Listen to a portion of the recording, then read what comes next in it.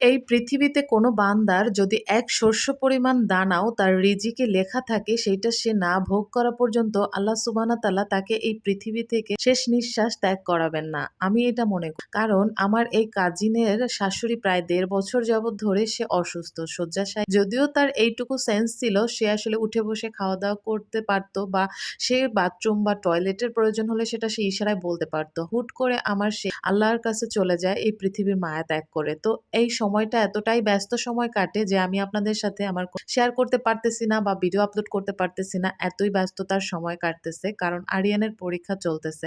বিপদ আসলে কখনো বলে আসে না। তাই হুট করেই আমার এরকম একটা বিপদের জন্য ছুটে যেতে হলো। ঐদিন তারিখ ছিল ২৯ তারিখ আর দিনটি ছিল সোমবার। আরিয়ানের বাংলা ২য় পত্রের এক্সাম ছিল। এক্সাম শেষে বাসায় এসে মায়ের ফোন পাই। হঠাৎ ফোন পেয়ে শুনতে পাই আমার কাজিনের শাশুড়ি মা এই পৃথিবীতে আর নাই। খবরটা শোনার পর মনের মধ্যে একটা অস্থিরতা কাজ করতেছিল। ভাবলাম যে আমি একটু যেতে পারতাম, যদি এক নজর দেখে আসতে পারতাম, যেই ভাবা সেই কাজ। আরিয়ানকে খাওয়াই-দাওয়াইয়ে ঘুম পাড়িয়ে রেখে বের হয়ে পড়লাম। ভাবলাম যে ২ ঘন্টা টাইম তো ও ঘুমাবে, আমি তো বাসায় বসেই থাকবো। যেহেতু বাসা একদম কাছে, ঝালকাঠি থেকে পিপলিতা, বেশি সময় লাগে না, ১০ মিনিটের পথ। তো আমি ভাবলাম যে চলে যাই। আমি না বলে কাউকে, বাসায় শুধু মাকে বলে বের হয়ে গেছি। আসলে আমি কাউকে বলি নাই। দেন তারপর আমার কলেজ মোড় আমার চাচির সাথে, চাচাতো ভাইয়ের বউর সাথে সবার সাথে এক গাড়িতেই দেখা হয়ে গেল।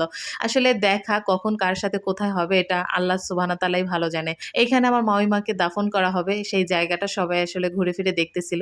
অনেকটা সময় পার করার পর যখন আমি বাসায় ফিরবো তখন এই যে দেখেন পুস্কুর পায়ে আমার জুতাটা ঘুরতেছে। আমি তো জুতা খুঁজতেছি। আনফরচুনেটলি আসলে আমার সাথে এই ঘটনাটাই হয়। যখন আমি হসপিটালে যাই বা মরাবাড়িতে যাই তখন আমার জুতা হারায় যায়। আমি ভাবছি আমার জুতাটা মনে হয় হারায় গেছে। কিন্তু এইদিকে পুস্কু নিয়ে যে খেলতেছিল আমি অনেকটা টাইম খোঁজার পরে তারপর ভাবলাম যে এই তো পুস্কুর পায়ে আমার জুতা। রিয়ালাইজ করলাম যে আসলে একদিন এই পৃথিবী থেকে আমি, আপনি, আপনারা এবং আমরা এই পৃথিবীর মানুষ যারা আছি সবাই চলে যাব। কিন্তু কিছু মানুষের মনে এখনো যে অহংকার, দেমাগ, যে মানুষের পিছনে গুজব, কথা রটানো এইগুলা যে করে না আল্লাহ সুবহানাহু ওয়া তাআলা তাদের বিচার করবে। আমি জানি না মানুষ সত্যটা না জেনেও মিথ্যার পিছনে ছুটে দৌড়ায় বেশি। আর মিথ্যাটা ছড়ায় বেশি। সত্যটা সবসময় একটু ধামাচাপাই থাকে। যাই হোক আল্লাহ তাদের বিচার করবে। যেহেতু বাসায় আরিয়ানকে একা রেখে গিয়েছিলাম ঘুম পাড়ায়, তাই তাড়াহুড়ো করে বের হয়ে গেছি। সাথে ভাবিও বের হয়ে গেছে। এখানে ভাইয়ের ছেলের সাথে আমি বলতেছিলাম যে, "এই আমড়া গাছ থেকে আমাকে আমড়া পেড়ে দাও।" তারপর ভাবলাম যে আসলে কারো গাছ থেকে কোনো ফল না বলে খাওয়াটা ঠিক না। তারপর দুষ্টুমি করে আমরা চলে যাচ্ছিলাম হাঁটতে, হাঁটতে। তারপরে সামনে এসে বাবুকে একটা চিপস কিনে দিলাম। যেহেতু ফুপি বলে কথা, ফুপির দায়িত্ব তো পালন করতে হয়। দেন আমরা সবাই যে যার জায়গায় চলে গেলাম।